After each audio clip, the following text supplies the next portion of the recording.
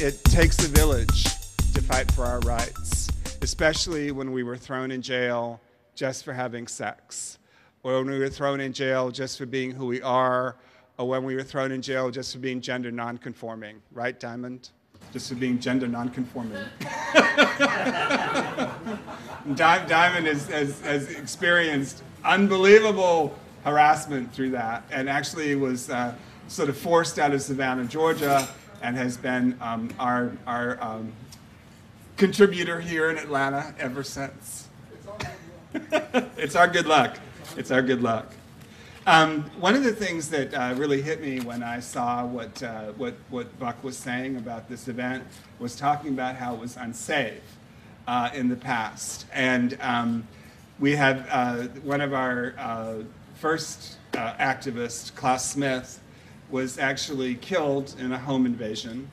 He and Burl and the late Bill Smith went to see Governor Carter on July 14th, 1971, to ask for civil rights legislation, to Carter's chorus of resounding no's.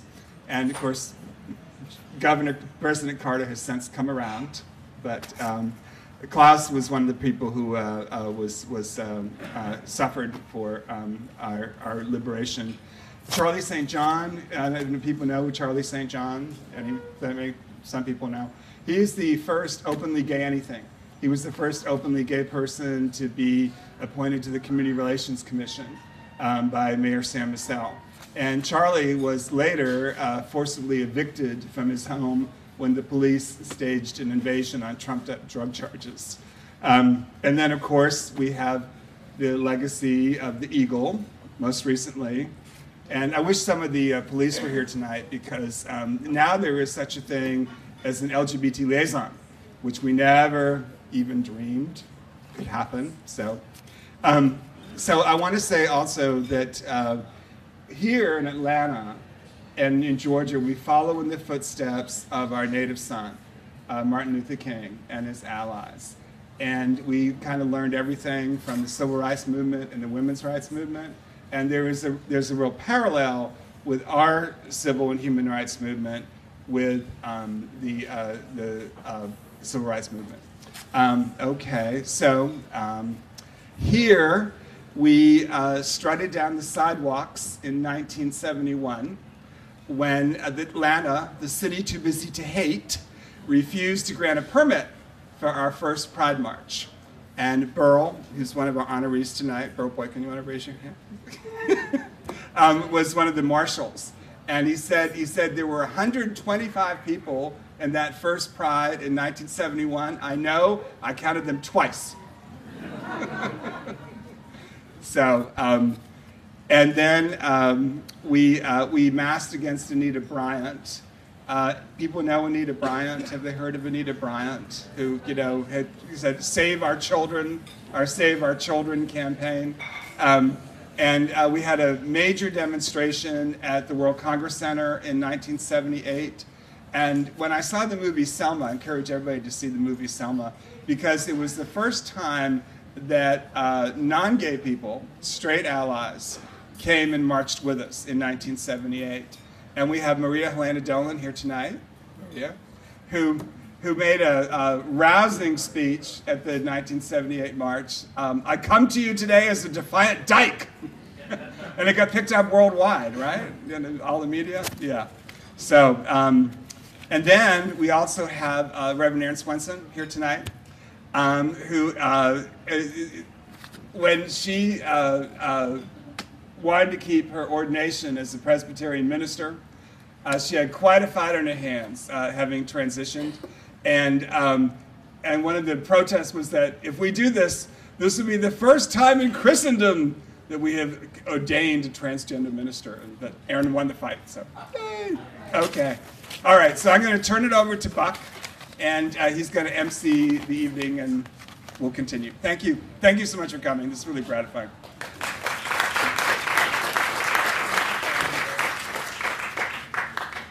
Thank you, Dave. For those of you who haven't met, my name is Buck Cook, and I am honored to serve as the Executive Director of Atlanta Pride.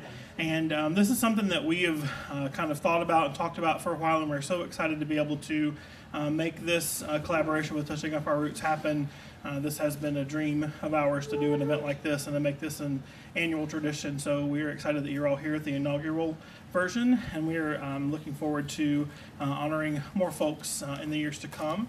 We do have a sheet in the back if you'd like to make suggestions for folks for us to honor in 2016, folks that paved the way for LGBTQ rights and equality in Atlanta and in Georgia. We would love suggestions for that. So let me put this down. And what I'm going to do is I'm going to tell you a little bit about some of our honorees and then ask them to each come up. We have a little takeaway, a little tchotchke, a little knick-knack for you. But this is a really way for us as Atlanta Pride, as the LGBTQ community in this city, to say thank you for the work that you did. You were doing work when it was not hip or trendy or cool. You were doing work when it was frankly unsafe and unpopular. And really came with a cost for the things that you were doing, fighting for your beliefs, fighting for your rights, and fighting for the rights of other people. And so this is just our way of saying thank you for that, because if it weren't for some of the things that you did, we wouldn't have had that first Pride March in 1971 on the sidewalks. We wouldn't have had some of the things that we have in our city today that so many people take for granted. And so this is a way for us to honor you for the work that you did, to say thank you for the work that you did, but to also teach people some history lessons, and to teach people that some of the folks that were movers and shakers are no longer with us, but some of the folks that were people that made this stuff happen and were some of the first people to do some of these things were still around. And this is our opportunity to say thank you. And since it is close to Valentine's Day, that we love you for the work that you did for our community, because we truly needed it then and we still need it. We're gaining great ground these days, and that's fantastic. But we have miles to go before we're done. And so social and legal equality for LGBTQ people is still a dream worth fighting for, and we're so thankful that we had folks that paved the way for all of us. So I'm going to talk about each of the honorees and then ask them to come forward. So first, we're going to talk about Franklin Abbott. Wave.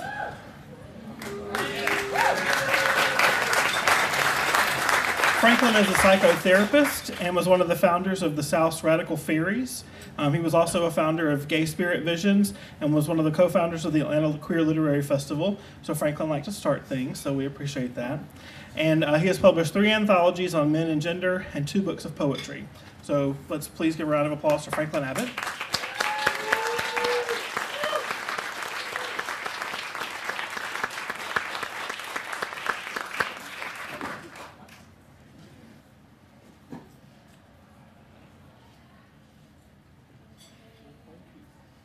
Thank you, Franklin. And each of the honorees is also being presented with a Valentine from someone that we've asked to write a Valentine for them, to thank them for some of the work that they did. So again, just kind of working on the Valentine theme there. But thank you, Franklin. Next, we're going to learn a little bit more about Beryl Boykin. Dave has already told us a little bit about our next honoree. He was present at the creation of the Georgia Gay Liberation Front in August 1969 and was the first openly gay playwright in Georgia. And he did serve as a marshal for the first Pride March here in Atlanta. And we are very thankful that they found a creative solution to the problem when the city refused to give them a permit to have a parade in the streets like all the other marches that happened in town. So let's give a round of applause for Beryl Boykin.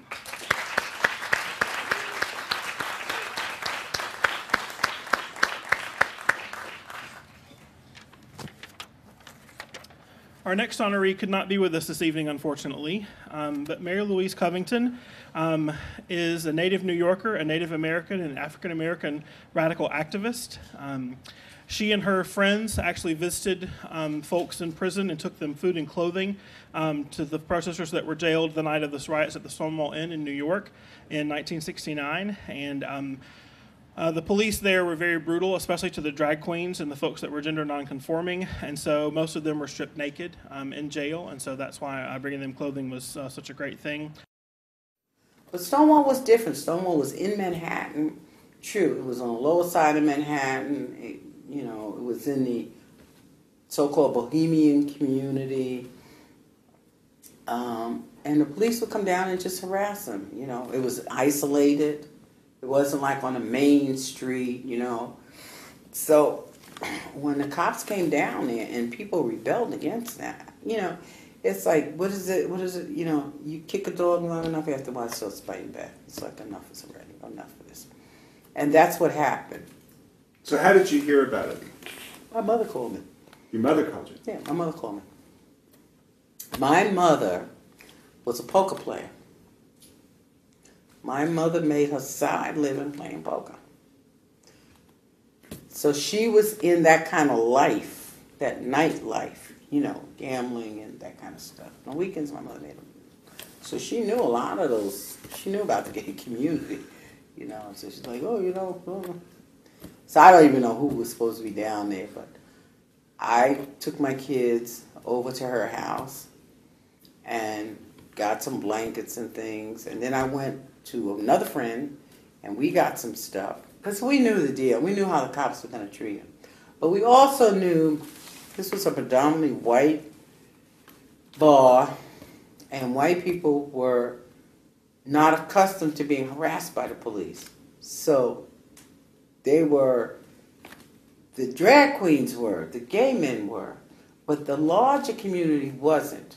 So they were not going to be ready for these men and women to be, you know, half naked, beaten up, bloody, and that kind of stuff. So they were going to come and gawk. And, you know, like, yeah, like that. But we knew other things needed to be done. So one of my friends was a nurse's aide and, you know, had been gradually gathering up stuff from the hospital. You know, we had been getting stuff, you know, reappropriating stuff. You know, people needed stuff, we get it. And I hate to say this, but Bank of America, this is just a little side. Bank of America had silverware with their name on it. Bank of America. I was working at Tip. I took a whole set of silverware. A friend of mine needed silverware. She didn't have any silverware. So every day I take a spoon, knife, and fork. Bank of America. All right, so got it. You know, got up there and come for us. But anyway, so we kind of like knew, you know. So we hopped the train, and interesting, the train was full that night. People were like hearing it, or, you know, either people were on their way home or going somewhere, and they heard about it, and they were going, oh shit! We get off the train, you know, and we, you know, got down there that morning. It was in the morning when I got there, and cops were out there, and people were kind of milling around, you know, they were just like, what's going on, you know, what are the cops, you know. So police had taken a lot of the drag queens, gay men, down to the Tombs. The Tombs is one of the oldest prisons, one of the oldest jails, in New York, on Manhattan proper. My understanding, it used to be where they held slaves who worked in New York. They would hold them down at night. That's where they slept. That was my understanding. I never followed up on that. But anyway, so the Tombs is down there, and the cops knocked out the windows, or someone. I'm assuming the police knocked down the windows. It was plexiglass, so I'm assuming the police took the plexiglass off. So when it rained or any dust or anything, it just went, because it was it was at street level. You had to bend down to look at the street level, and that's where they had taken people. So here we go, you know, little blankets, and goody good two shoes. So what do we know? What do you want? So we're looking up at the desk side. Oh, you know, we brought some blankets and things down. Big Irish cop, he looked at me and said, get the fuck out of here.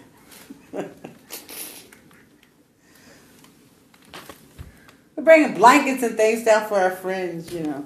Just get the fuck out of here before I be thrown out. So about that time, some other people came in. Because there was about 5 of us then. So other people came in and you know, they had like soup and, you know, some food and sandwiches. And he really got pissed off. You know, oh, you gotta get that far out. You know, he just like got crazy. So some other policemen came in and they took him, you know, told him to calm down, and he went somewhere. And so he said, well, just put the stuff over there and go, you know, just get out. We're like, no, we want to, you know, see what's going on. We'll stay right here until they come out. I had never really been in jail. I didn't know the procedure, you know, like, no, they're not coming out right now. They've been under arrest, and, you know, they got to go to court. you know. So we're like, no, we'll stay right here. So somebody had some lawyer. I don't know if it was. I'm trying to think. Did I meet Bill Consular then or after Stonewall? I remember when I met William Consular. I don't know if it was there or after. But anyway, a couple of lawyers came in, and, you know, they said, well, we want to see our clients. And they were representing pretty much everybody. And they went in and talked to them. And it might have been like the ACLU, you know, that kind of group, or some other kind of. It wasn't no uptown lawyer, that's for sure. You know, it wasn't that kind of thing. A lot of the gay men lost their jobs. You know, they were in jail. They, you know, were outed, you know, to their family and friends after that. They lost their homes. My understanding is a couple of guys committed suicide.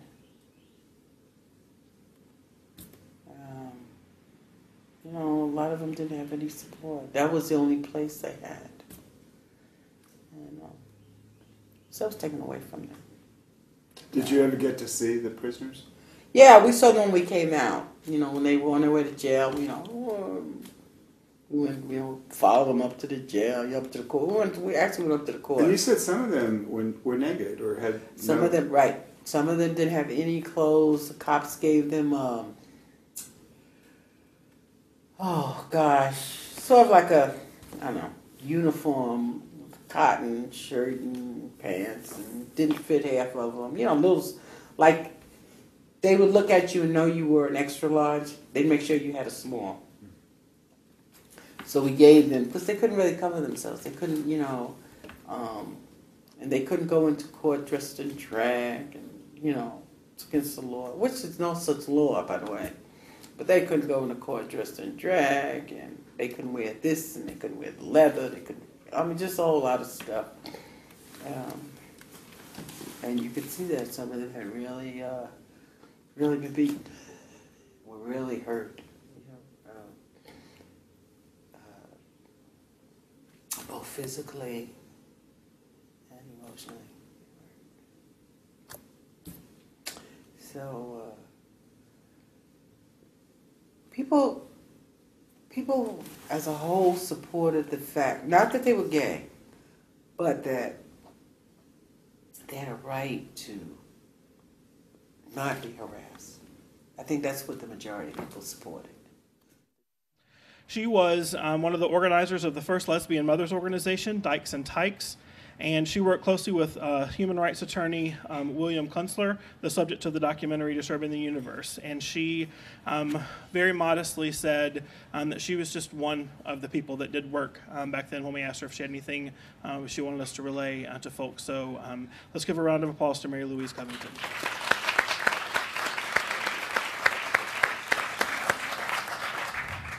Next is Maria Helena Dolan, and for many years, she whipped everybody up into a frenzy just before the Atlanta Pride marches would begin and had people take to the streets to fight for our civil and human rights. And so with Atlanta Pride, we owe her a definite debt of gratitude for that, because those marches, again, paved the way for things that are going on now and things that are to come. And so we are so excited to be able to honor you, and thank you for doing that. Dave talked a little bit about the Southern Baptist Convention, and I would have loved to have seen some of those things happen. Anita Bryant is one of my favorite stories of yesteryear, just because I love the big hair and the beauty queen thing, and I think, honey, you didn't like the gay people? But you know, people are different. And she is a widely published author and columnist who embraces her Italian, Irish, and Latina heritage. So let's give a big round of applause for Maria Helena Dolan. And we would like for you to stand here for a moment, because this is her birthday today, Saturday. And so we have a little cupcake. So we could do happy birthday to you, happy birthday to you, happy birthday, Maria Helena, happy birthday to you. You know I have something to say. say. Okay. Yeah, well, you're You known know. for that. Yes. I've been thinking today about the ancestors. I've been thinking about the people in my bloodline through the millennia and the things that they had to have gone through, the things that were so necessary to be done in order for me to be here. So all of the ancestors through all the millennia, what they did produced me. And so it's up to me to not just fuck off and say, no, I'm just going to do whatever. I have always thought that myself personally and we all need to do things that make the world a better place. And yes, queer liberation is definitely one of those things and remains one of those things. But to do that effectively, I think we need to think about the queer ancestors. Because for sure, they have, through the millennia, struggled and done what they needed to survive and to ensure that the next generation comes through. We don't always know this and we don't always think about it, but it's always with us. It's always true. And I think, you know, as a queer historian, I can think about Emily Wilding and think about these women in Seattle back in the 1920s, and Simon and Coley, I still think of him as one of the ancestors. There are so many people that we have to just uncover, discover, and reanimate in some ways. I am proud of my ancestry, all of them, queer and not. Thank you.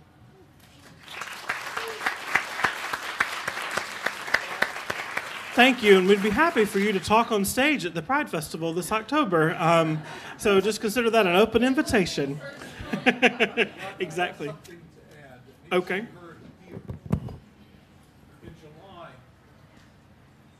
In July of 1743, it started the gay population, its relations with the gay population of Georgia by hanging a gay doctor in Fort Frederica, July of 1743.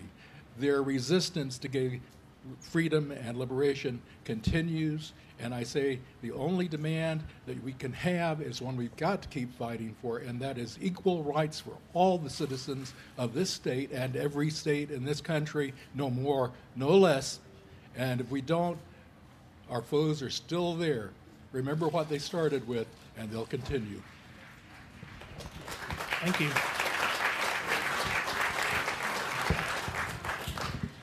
Our next honoree is Diamond Lill, who really needs little introduction for most people, but I'm going to give her one anyway. Diamond Lill brings female impersonation to new heights, singing, songwriting, and recording in her own voice, performing for the first time on Savannah Radio in the 40s, and then in the 1950s. This is my favorite mental picture from this whole process as we've been organizing this. Diamond entertained the sailors who would throw her in the air as she sang and danced on the ships and dock at Savannah Harbor. And I love that story and really want a time machine so I can go back and watch that happen. She settled in Atlanta in the 1960s and became a major cultural influence here, inspiring musicians like RuPaul, Fred Schneider and the B-52s, Jane County, Michael Stipe, and R.E.M. And she also worked to help the first LGBTQ organization at the University of Georgia survive the 1970s and the multiple attempts by the university administration to shut the organization down. So let's give a round of applause for Diamond Lill.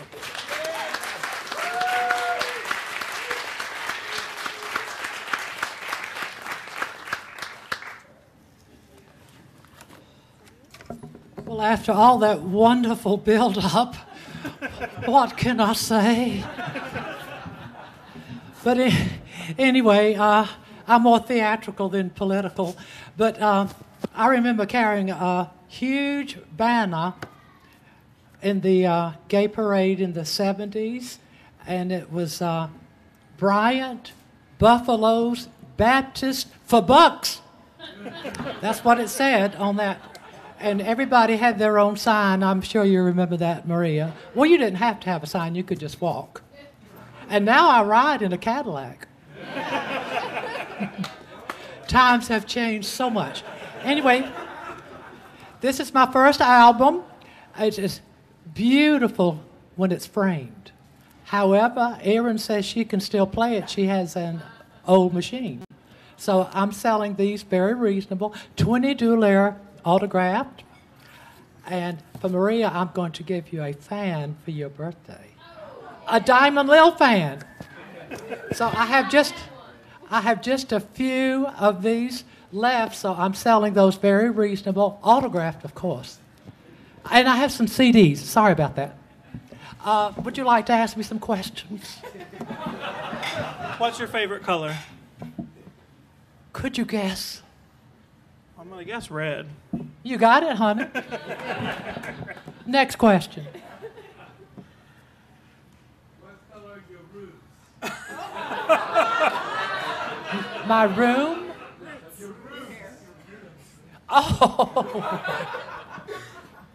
Well, we could have asked Joan Rivers, but she's not here with us, unfortunately. Oh, and I had one of those strange operations, too. See, if Joan hadn't have been cheap and gone to the clinic and everything, she might have survived. I had to go to a high-priced doctor in Buckhead.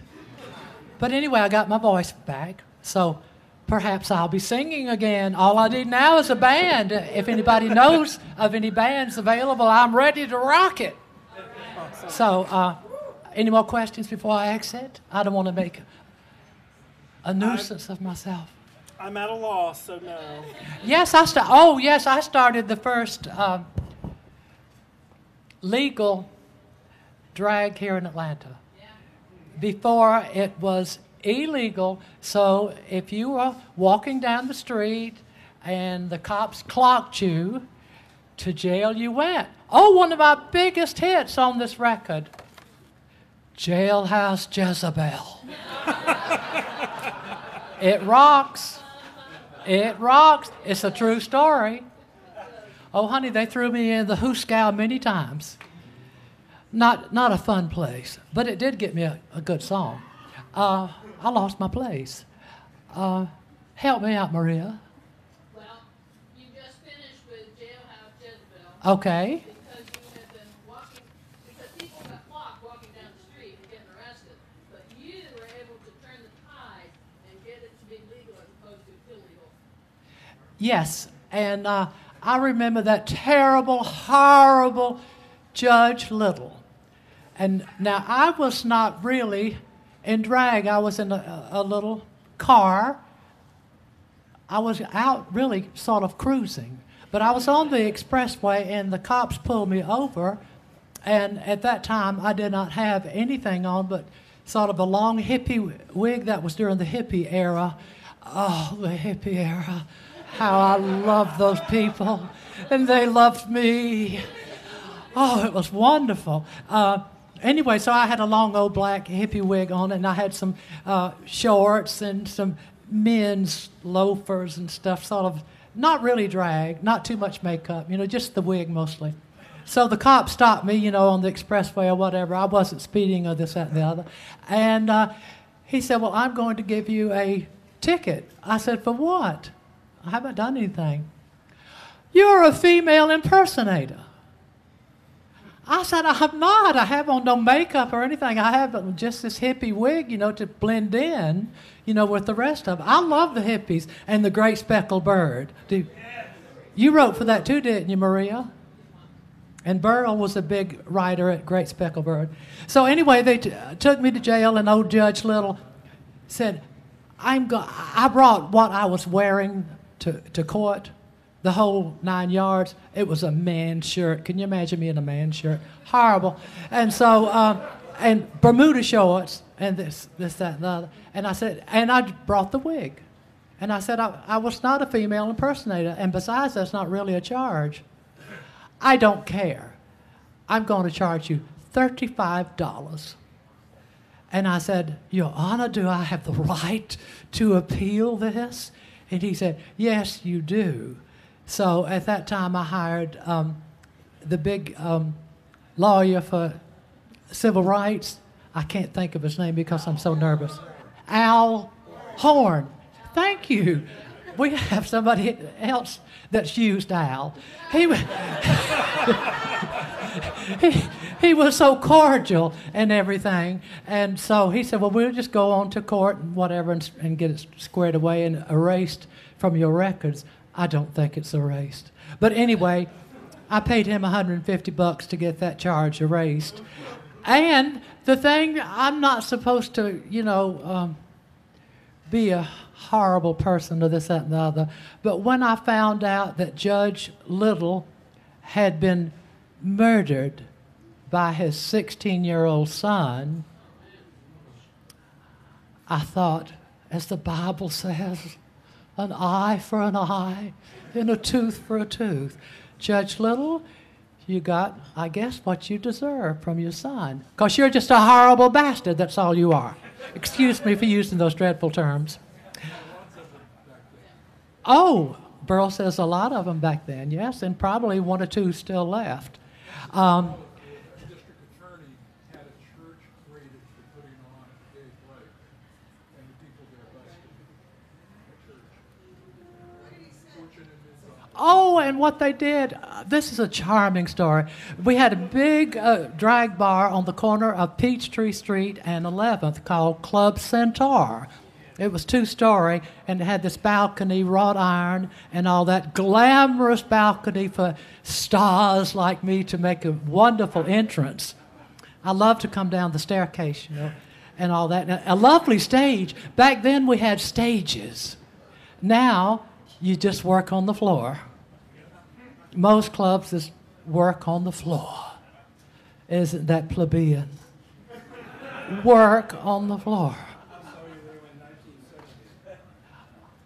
Oh, Willis saw me in 1970, and he was so smitten with my act, and just beside himself, he moved all the way down, was it from New York?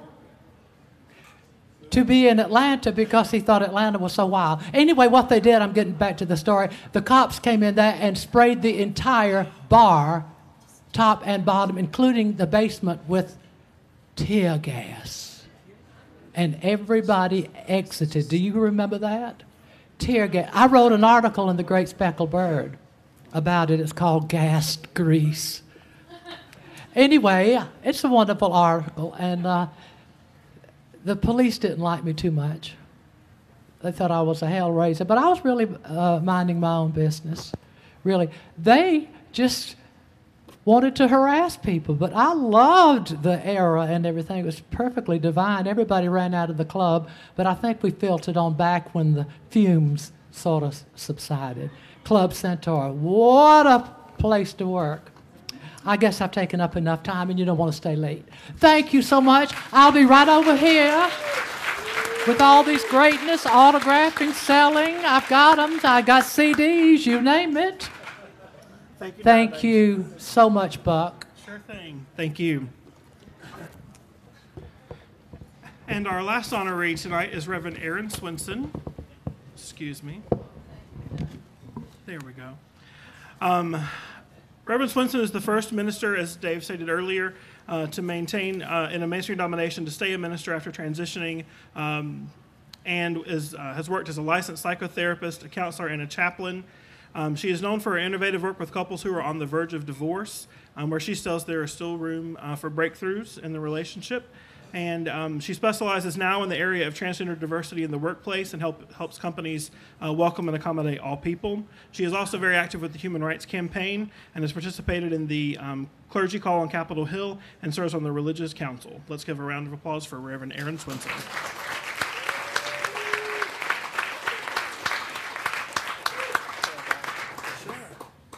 I'm really taking my life in my hands following Diamond Lil. I feel, what I feel here is humility. I'm a newcomer to this group, I think. Not that I'm young, but you know, I just joined this community like 20 years ago, which was like yesterday for some of you. For some of you folks, some of them, that was a whale. Yeah, you're okay. Yeah.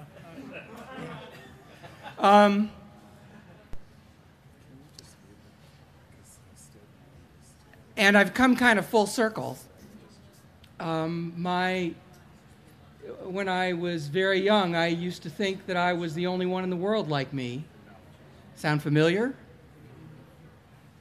I have since learned that I wasn't alone, that there are plenty of other folks that are like me. And finally gotten to the place where I really do understand that, again, there's nobody like me.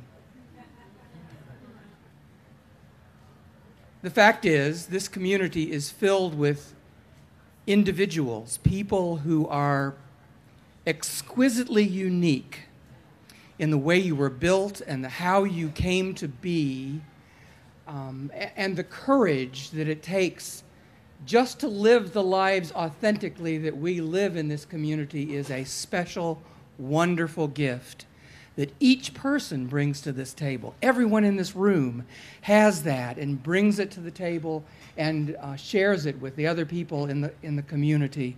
And I am so humbled and thankful to be able to be a part of this. And I thank you.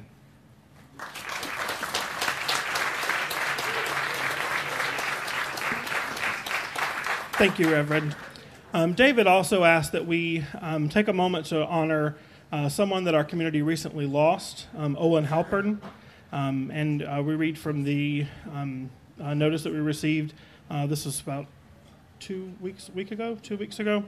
Many in the LGBTQ and Jewish communities mourn the recent sudden death at age 62 of gay Atlanta native Owen Halpern. Owen was a legendary host, and his home was a kind of community center for a variety of gay-related groups, some of whom joked that his house was the Rush Center too.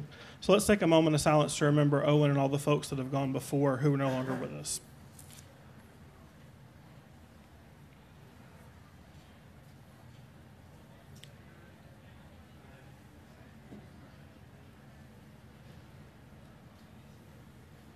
And so we do thank our honorees for being with us tonight, and we do thank you for the work that you've done, because again, for Atlanta Pride's perspective, the work that you did helped our organization come into being, helped our festival continue to grow and become even more diverse and to become even more welcoming for people, not only from Atlanta and from the state, but from the Southeast, and now from the whole nation and the whole world. People are coming to Atlanta Pride and experiencing all that the LGBTQ community has to offer in our great city. And so we do thank you for that work.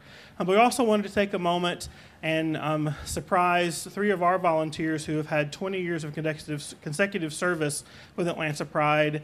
And the great thing about a surprise is you get to surprise people, and the bad thing about a surprise is they don't know what's going to happen, so 2 of them are not here tonight. We will recognize all 3 of them, and when you see the other 2, you can give them a big thank you. But on behalf of Atlanta Pride, all of our staff, volunteers, our board of directors, our committee, all the folks that work year-round to make our festival and all of our other events happen, we would like to thank our current board chair, Tricia Clymore, for her 20 years of service to Atlanta Pride.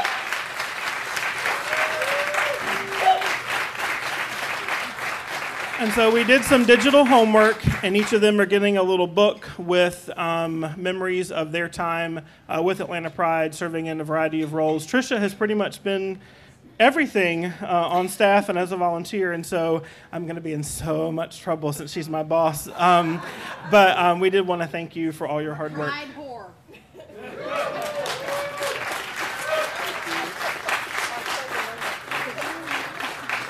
She threatened in front of all of you to kill me later, so I just thought I would point that out. Our second 20-year volunteer is Lee Armstrong. Lee, all of our volunteers work incredibly hard and are incredibly dedicated, but Lee works really hard because Lee is one of our chairs of our market, and those people show up to the park at about 5:30 or 6 in the morning, and they are in the park until about 12:30 or 1 a.m., loading in, loading out all the market vendors and making sure that everything goes so smoothly. Lee, unfortunately, just had emergency surgery a couple of days ago, so she's still recovering, so she could not be with us tonight. But we do want to give a round of applause for Lee Armstrong.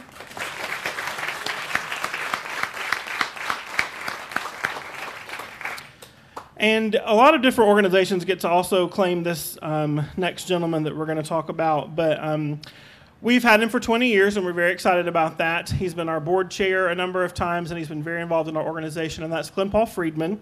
Glenn Paul is at a Georgia Democrat party meeting tonight because, of course, there can't be a political meeting that Glenn Paul doesn't go to, even though he promised us he would be here because he's so active and so concerned about the future of our state, and I appreciate that, except he promised us he was going to be here, and so... oh well, but we do want to give a round of applause for Glenn Paul Friedman and thank him for his dedication.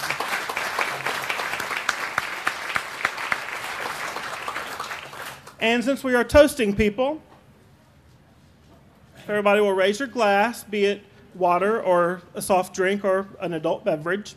And let's just say a hearty cheers as a thank you to all of our folks that we're honoring tonight and all of the great work that's been done and all the great work we have yet to do.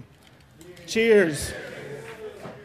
All right, so that concludes our program. Please stay. We have quesadillas, we have salsa and guacamole, we have fellowship, and please enjoy. And thank you so much for coming tonight. Y'all have a good evening.